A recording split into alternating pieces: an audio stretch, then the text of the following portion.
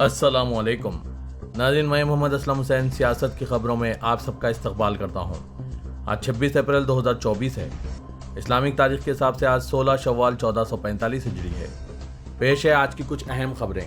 मुल्क की 13 रियासतों और मरकज़ के ज़ेर इंतज़ाम इलाकों की 88 लोकसभा सीटों पर आज जुम्मे की सुबह दूसरे मरहले की वोटिंग का आगाज़ अमल में आया है। इसके साथ ही बैरूनी मणिपुर लोकसभा हल्के के बाकी इलाकों में भी वोटिंग जारी है।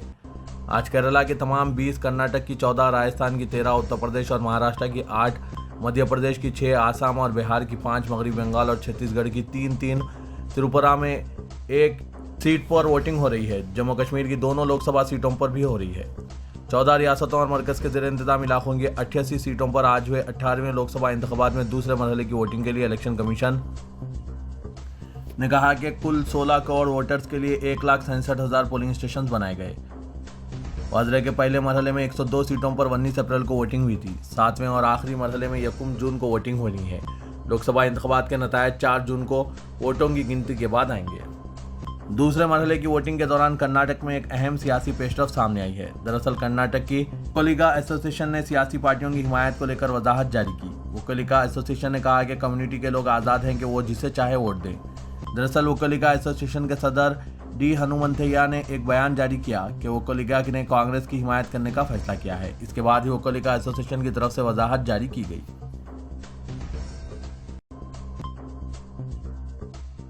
आज जुमे की सुबह जम्मू कश्मीर के बारामूला जिले के सूपुर इलाके में दहशतगर्दों और सिक्योरिटी फोर्सेस के दरमियान एनकाउंटर का वाक़या पेश आया। छुपे दहशतगर्दों को बेअसर करने के लिए पुलिस और सिक्योरिटी फोर्सेस का सर्च ऑपरेशन अब भी जारी है। कबल अज़ीम भारतीय फौज और जम्मू कश्मीर पुलिस ने जुमेरात को उड़ी बारामूला में मुश्तरका सर्च ऑपरेशन शुरू किया और एक मुश्तबा शख्स को गिरफ्तार किया था। हिंदुस्तानी फौज के चिनार कोर ने कहा है कि सर्च ऑपरेशन इंटेलिजेंस एजेंसियों की मखसूस मालूमात की बुनियाद पर शुरू किया गया। सिक्योरिटी फोर्सेस ने एक पिस्तौल और दीगर जंगी सामान भी बरामद किया है। खुफिया एजेंसियों की मखसूस मालूमात की बुनियाद पर जम्मू कश्मीर पुलिस और इंडियन आर्मी की तरफ से उड़ी बारामूला में एक मुश्तरका तलाशी ऑपरेशन शुरू किया गया था।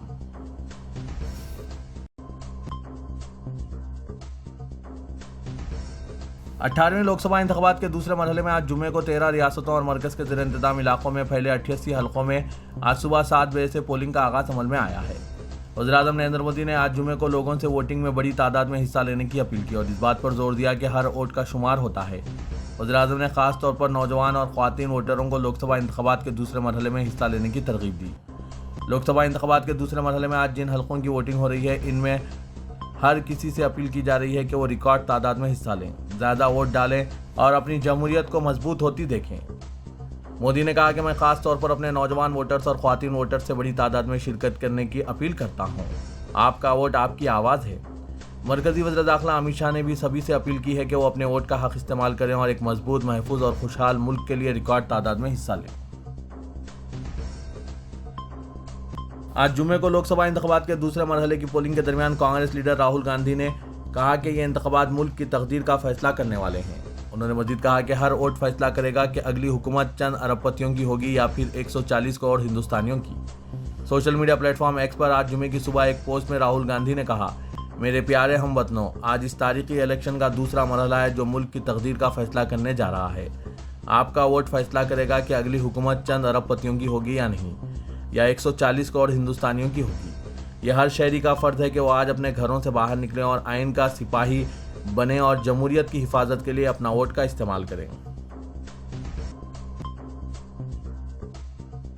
लोकसभा इंतखाबात के दूसरे मरहले की पोलिंग के दरमियान कांग्रेस के कौमी सदर मल्लिकार्जुन खड़गे ने आज जुम्मे को वोटरों पर जोर दिया कि वो हुक्मरान भारतीय जनता पार्टी के किसी भी मुतजाद हथकंडों का शिकार न हो और मजीद कहा कि यह जमहूरियत के तहफ़्फ़ुज़ के लिए एक इंतखाब है, आमरीत के चुंगल से। अपने ऑफिशियल प्लेटफॉर्म एक्स पर खड़गे ने पोस्ट किया, हम हिंदुस्तान के लोग, हिंदुस्तान के आइन की ये रूह वोटिंग के बटन को दबाने से पहले आपके दिलों और दिमागों में गूंजना चाहिए। ये ना भूलें कि ये कोई आम इलेक्शन नहीं है, यह जमहूरियत को आमिरियत के चुंगल से बचाने के लिए है। मरकजी वजीर निर्मला सीतारमण ने आज जुमे को बेंगलुरु में BES पोलिंग बूथ पर अपना वोट डाला।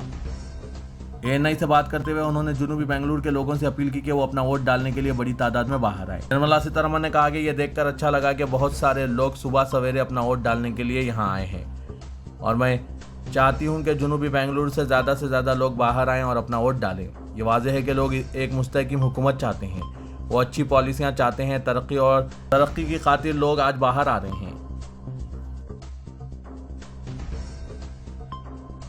साबिक हिंदुस्तानी कप्तान और हिंदुस्तानी क्रिकेट टीम के मौजूदा हेड कोच राहुल द्रविड़ ने जारी लोकसभा इंतखाबात के दौरान बेंगलुरु में अपना वोट कास्ट किया और लोगों से बाहर आने और वोट डालने की अपील की। अपना वोट डालने के बाद द्रविड़ ने मीडिया से बात करते हुए कहा, हर किसी को बाहर आकर वोट देना चाहिए, ये एक मौका है जो हमें जमहूरियत में मिलता है। द्रविड़ के साबिक साथी और लेजेंडरी हिंदुस्तानी स्पिनर अनिल कुंबले ने भी आज बेंगलुरु में अपने हक रायदही का इस्तेमाल किया। अनिल कुंबले ने हक रायदही के इस्तेमाल के बाद ट्वीट किया, वोट हमारा हक है। उन्होंने आवाम से अपील की कि वो बाहर आएं और अपने वोट का इस्तेमाल करें। इलेक्शन कमीशन ने राजस्थान में मुसलमानों के खिलाफ वज़ीर-ए-आज़म नरेंद्र मोदी की इंतहाई काबिल एतराज़ तकरीर के खिलाफ सैकड़ों शिकायतें मौसूल होने पर काफ़ी सोच व फिक्र के बाद बिला आखिर नोटिस जारी करके जवाब तलब किया है। ताहम इलेक्शन कमीशन ने नोटिस बराह रास्त वज़ीर-ए-आज़म नरेंद्र मोदी को भेजने के बजाय बीजेपी के सदर जेपी नड्डा को भेजा है। इसी के साथ कांग्रेस को भी केरला में राहुल गांधी की एक तकरीर पर नोटिस भेजा गया, जिसमें उन्होंने एक मुल्क एक ज़बान की मुखालिफत की थी। कमीशन ने ज़ाब्ता अखलाक की खिलाफ वर्जी पर बीजेपी और कांग्रेस दोनों ही पार्टियों से 29 अप्रैल तक जवाब तलब किया है। झारखंड के दारकूमत रांची में बर्ड फ्लू के फैलाव की तस्दीक की गई है। शहर के होटवार इलाके में वाक़ महकमा मवेशी परवरी के इलाकाई पोल्ट्री फार्म की मुर्गियों के नमूनों को भोपाल में वाक़ सरकारी लेबोरेटरी में जांच से मामला सामने आया है।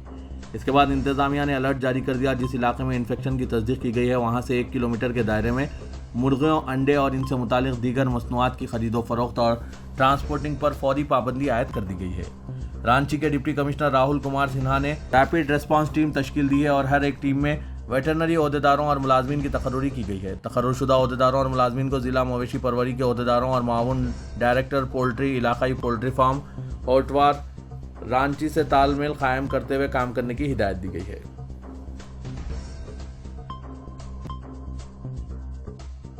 वाराणसी में पहली बार पीडीएम की एक अवामी मीटिंग मुनक्किद हुई, जो कि तीसरे मिहाज के तौर पर तश्कील दी गई, यानी पसमानदा दलित और मुस्लिम। शहर के नीति इमली के वेवर कॉलोनी के मैदान में मुनक्किद हुए इस जलसे आम से खिताब करते हुए सदर कुल हिंद मजलिस इत्तेहादुल मुस्लिमीन व रुकन पार्लियामेंट हैदराबाद असदुद्दीन अवैसी ने बीजेपी के साथ अपोजिशन लीडरों पर भी हमला किया। उन्होंने साबिक रुकन पार्लियामेंट मुख्तार अंसारी का भी जिक्र किया। असदुद्दीन अवैसी ने मुख्तार अंसारी को शहीद का दर्जा दिया। यही नहीं, उन्होंने भरे स्टेज से अतीक अहमद के कत्ल पर भी सवालात उठाए। इस दौरान जलसे आम में हजारों लोग मौजूद थे। अपनी तकरीर के आगाज़ में AIMIM के सरबराह ने कहा कि यह बनारस मोदी का नहीं बल्कि उस्ताद बिस्मिल्लाह और तुलसीदास और गंगा जमनी सकाफत का है। असदुद्दीन अवैसी ने कहा कि पीडीएम इंसाफ के लिए बनाई गई थी।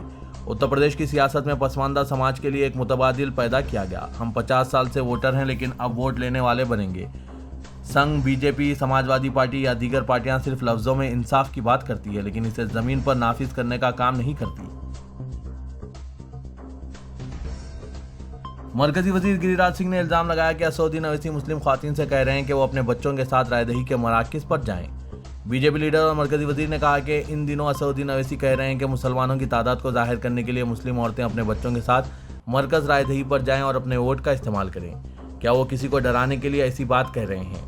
मरकजी वजीर गिरिराज सिंह ने असदुद्दीन अवैसी को सख्त तनकीद का निशाना बनाया। गिरिराज सिंह ने कहा कि असदुद्दीन अवैसी के अंदर एक जिन्ना बैठा है जो देश के लिए खतरा है।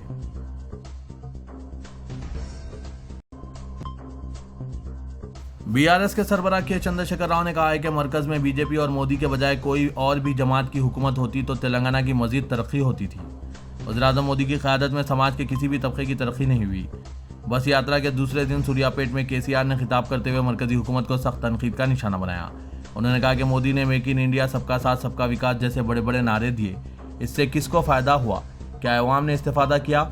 मुल्क में 18 लाख जायदादें मखलूआ हैं, इन पर तकर्रुरात में वज़ीर-ए-आज़म नाकाम हो गए। बेटी बचाओ बेटी पढ़ाओ का नारा दिया गया, एक बेटी को भी बचाया, किसी एक बेटी को भी पढ़ाया गया, सवाल क्या है? केसीआर ने कहा कि बीजेपी के ज़ेर इख्तिदार रियासतों में ख़वातीन पर मजालिम हो रहे हैं, दलित और गरीब ख़वातीन पर हमले किए जा रहे हैं। मुल्क की तारीख में पहली मरतबा रुपए की कदर घटकर 83 पैसे हो गई।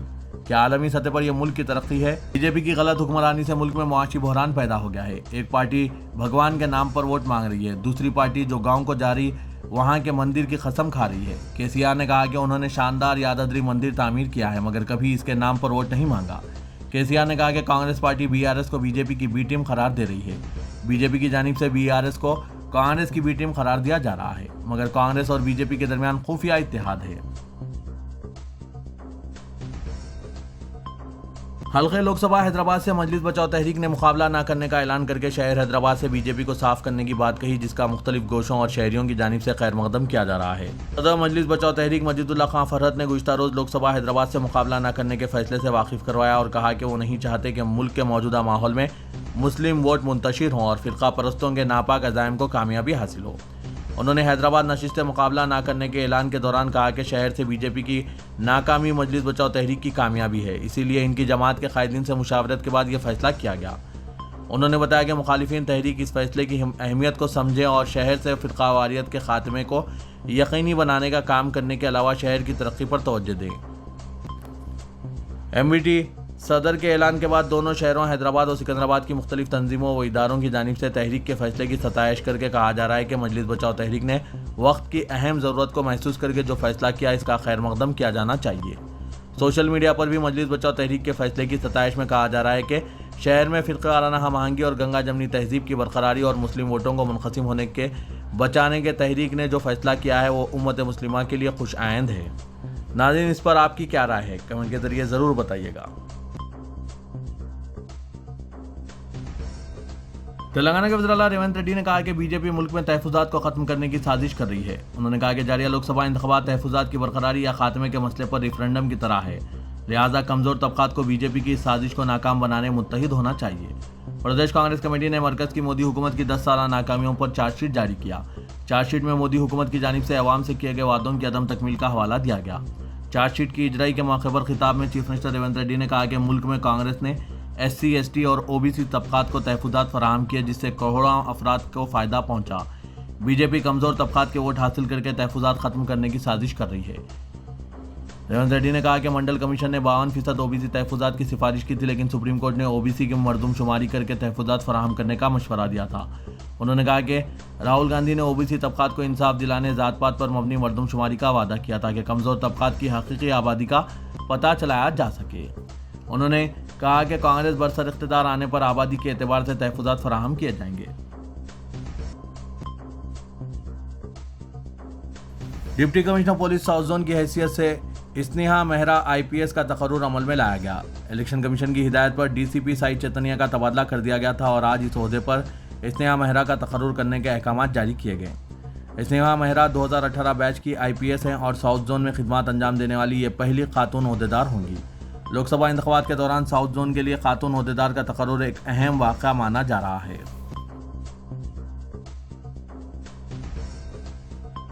शहर हैदराबाद के एलबी नगर इलाके में एक मस्जिद को जलाने की नाकाम कोशिश की गई। फिरका परस्त अनासिर की इस नाकाम कोशिश का नमाज फजर के वक्त पता चला, जब मुसलमान नमाज फजर के लिए मस्जिद पहुंचे। मुकामी मुसलमानों ने इस वाक़े की पुलिस में शिकायत दर्ज कराई है और सख्त कार्रवाई का मुतालबा किया। एलबी नगर हुदूद में वाक़ मस्जिद मुस्तफ़ा की गेट के सामने सीढ़ियों पर पेट्रोल छिड़का गया और आग लगाने की कोशिश की गई। एक शरपसंद की हरकत मुकामी CCTV में कैद कर ली गई और सोशल मीडिया पर वायरल हो चुकी है। लोकसभा इंतखाबात के पेश नज़र माहौल को ख़राब करने और फ़िरक़ेवाराना कशीदगी पैदा करने की मज़मूम कोशिश की जा रही है, ताहम मुसलमानों ने सब्र व तहम्मुल से इसको नाकाम बना दिया और पुलिस में शिकायत कर दी। पुलिस तहक़ीक़ात कर रही है। वायरल वीडियो में साफ तौर पर शरपसंद को देखा गया है कि जो मोटरसाइकिल पर आया और मस्जिद के करीब मोटरसाइकिल पार्क करके गाड़ी से पेट्रोल की बोतल निकाली और मस्जिद की वीडियोग्राफी के बाद सीढ़ियों पर पेट्रोल छिड़क दिया। शरपसंद की हरकत से यह साफ जाहिर होता है कि वो फ़ोन पर लाइव था या सेल्फ रिकॉर्ड कर रहा था। तेलंगाना पुलिस को चाहिए कि वो ऐसे वाक़यात का सख्त नोट ले जो माहौल ख़राब करने और हुकूमत को बदनाम करने की साजिश के मुर्तकिब बन रहे हैं। मुकामी मुसलमानों ने खाती की फौरी गिरफ्तारी और कैफर किरदार तक पहुंचाने का मुतालबा किया। अब देखना यह है कि पुलिस कितनी मुस्तैदी से इसको हिरासत में लेती है और इस पर कार्रवाई करती है। क्या पुलिस इस पर कार्रवाई करती है या फिर नहीं? नाज़रीन, आपकी क्या राय है, कमेंट के जरिए ज़रूर बताइएगा। मजलिस के फ्लोर लीडर अकबरुद्दीन अवैसी ने कहा है कि हमें अपने ईमान की हरारत से बीजेपी और नरेंद्र मोदी की गर्मी को ठंडा करना है। अपनी ज़बान से नरेंद्र मोदी ने अज़ाइम का इजहार किया है। वो मुल्क के 20 करोड़ मुसलमानों को अलग थलग करना चाहते हैं।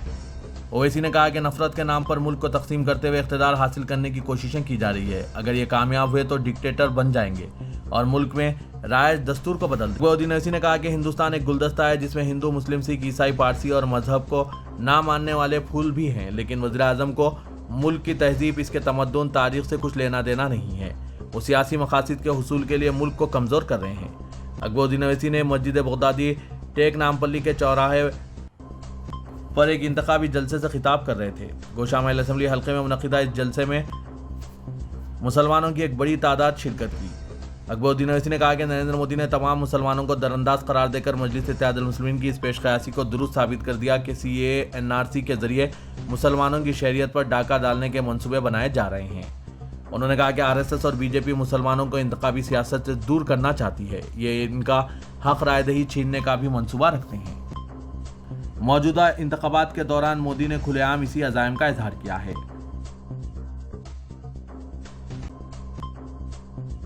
भारतीय जनता पार्टी तेलंगाना यूनिट में इख्तिलाफात कोई नई बात नहीं है। अब जबकि आम इंतखाबात करीब है, भारतीय जनता पार्टी तेलंगाना यूनिट फूट का शिकार हो गई है। पार्टी लीडरों की एक दूसरे की मुखालिफत अवाम के बीच BJP की इमेज को मुतासिर कर रही है। हैदराबाद से भारतीय जनता पार्टी उम्मीदवार माधवी लता के पर्चा नामजदगी के वक्त पार्टी के गोशा महल के रुकने असेंबली राजा सिंह की गैर मौजूदगी मौजू बहस बनी हुई है। अगरचे मरकजी वजीर अनुराग सिंह ठाकुर माधवी लता के पर्चा नामजदगी के मौके पर निकाली गई रैली में शरीक थे, लेकिन रुकने असेंबली राजा सिंह कहीं नजर नहीं आए, जबकि उन्होंने रामनवमी और हनुमान जयंती के मौके पर निकाली गई रैलियों में हिस्सा लिया था।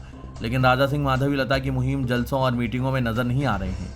हनुमान जयंती रैली में हिस्सा लेते हुए उन्होंने कहा था कि जहां इन्हें काम करने का हुक्म दिया गया है वो वहीं काम करेंगे। लेकिन राजा सिंह का हैदराबाद पार्लियामेंट हल्के के गोशा महल असेंबली हल्के में पार्टी उम्मीदवार की इंतखाबी मुहिम में अदम शिरकत BJP में जारी इख्तिलाफात को जाहिर कर रहे हैं, जो सियासी हल्कों में मौजू बहस बने हुए हैं। वाज़ेह के BJP के मुतनाज़ा रुकन असेंबली ने इस महीने के आगाज़ पर नामपल्ली के नुमाइश मैदान में मुनक़िदा बूथ सतह के कारकुनों की मीटिंग में भी शरीक नहीं हुए थे। हालांकि पार्टी ने माजी में हैदराबाद पार्लियामेंट का इंचार्ज राजा सिंह को बनाया था, लेकिन उन्होंने इस पर ज़्यादा तवज्जो नहीं दी। ऐसा लगता है कि जब से माधवी लता को हैदराबाद से पार्टी उम्मीदवार बनाने का ऐलान किया गया है, तब से राजा सिंह ने सियासी सरगर्मियों से दूरी इख्तियार कर ली है। इससे माधवी लता को मजीद नुकसान होने की तौक़्क़े है, क्योंकि राजा सिंह के हामी माधवी लता से दूरी इख्तियार कर रहे हैं। तो वाज़ेह है कि भारतीय जनता पार्टी को इनके भी वोट नहीं गिरेंगे। नाज़रीन, इस पर आपकी क्या राय है? कमेंट के जरिए ज़रूर बताइएगा।